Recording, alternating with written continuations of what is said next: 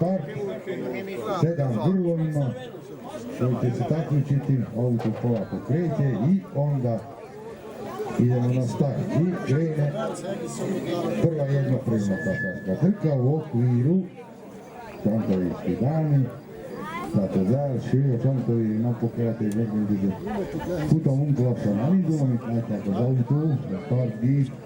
Točno dodati lovak, fint luk, da mi nem semmi probléma.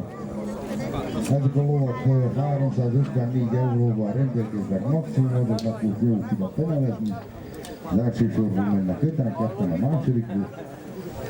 A 8-as startszámú pedig Nancy. 1600 méteres távhoz.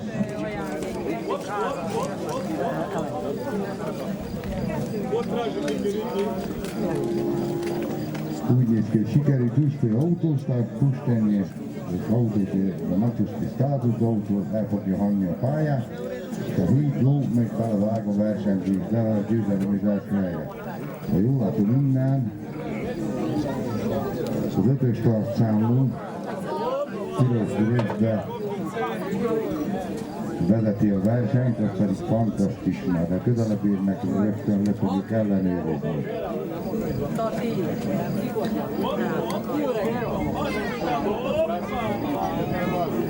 Sad ćemo vidjeti kako uđe dobro Milan Krašina. Lijepo vozidu, sad je Kečanović Sive krenuo sa vidio napad iznutra.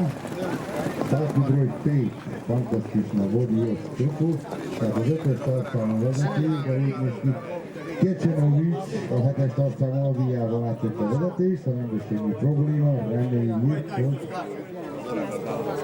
Loretta követi, Pantik Miskó pedig a harmadik pozíció.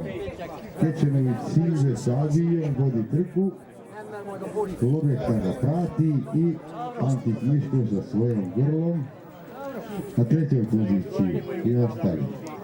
Naš ljubimac, László Attila, na 7. pozíciji. Sad su krenuli u napad, most indult a támadás utolsó kanyar elé. Na nézzük, hogy meg tudják-e Kečanovićot előzni, én mindig vezetem, hogy most a kanyarban ott van.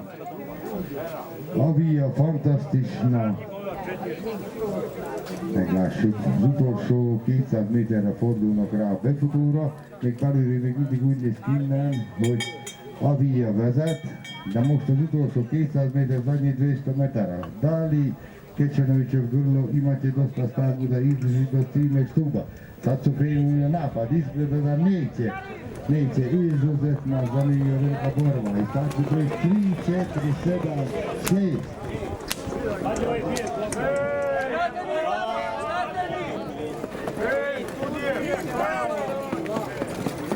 Várjuk meg, sačekajte gospodo, još ništa niste čuli. Jer studijski kolegijum ništa nije kazao. Dobro.